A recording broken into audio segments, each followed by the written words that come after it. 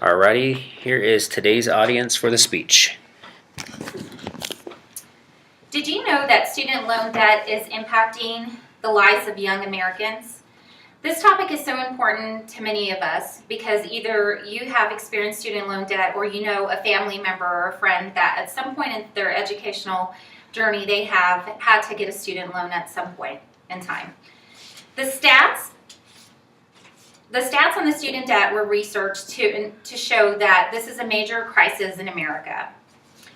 While college costs continue to rise, the amount of student debt can be reduced by finding low-cost alternatives for students so that way they can reduce the amount of debt that they incur during their educational journey. The three main points that I'm going to talk about today is the amount of student debt over the last few years. Secondly, I'm going to talk about the financial impact that student debt has had on young American lives. And last, we'll talk about alternatives that are available to students to reduce some of those costs. First, let me expand on the student debt in the U.S. The student debt in the U.S. is astronomical. The current debt in the U.S. is over $800 billion.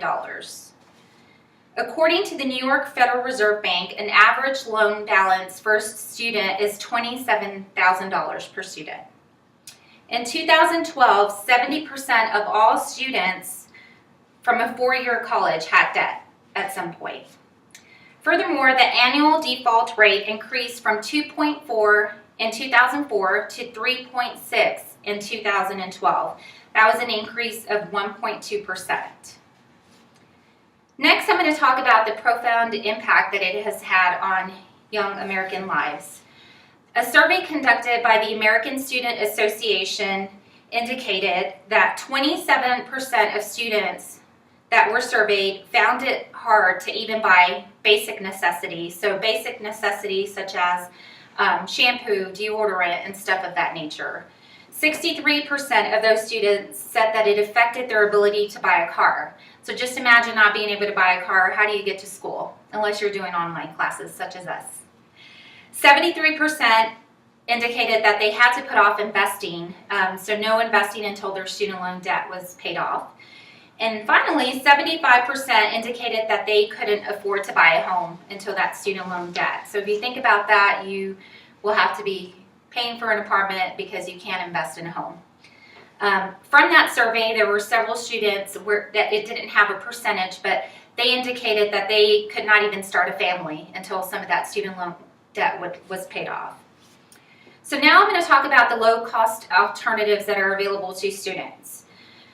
One of the alternatives is attending a community college versus a four-year college. That could save a student significant amount of money. Taking your basics at a community college would tremendously help.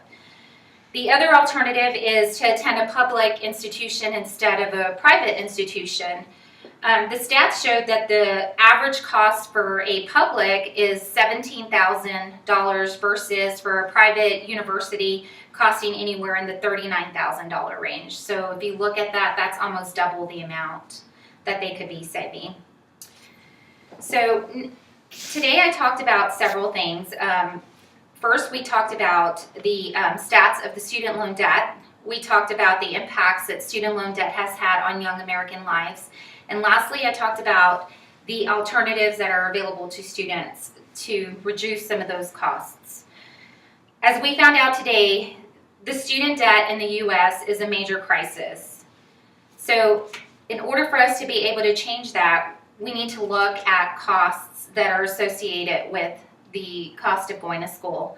Our education is very expensive. It's very priceless, so you don't want to not go to school. However, we need to make sure that there's ways that we can find to be able to attend college.